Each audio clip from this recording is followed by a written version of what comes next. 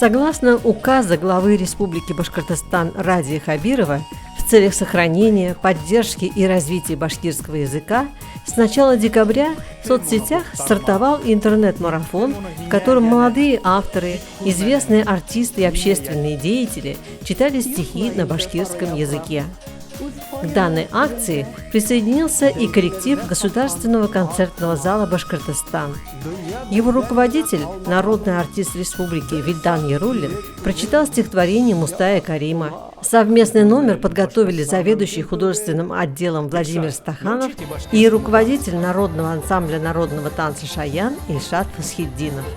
А 14 декабря, объявленного в республике Днем башкирского языка, здесь состоялся флешмоб с участием воспитанников Уфимской городской башкирской гимназии номер 20, которые читали стихи на родном языке.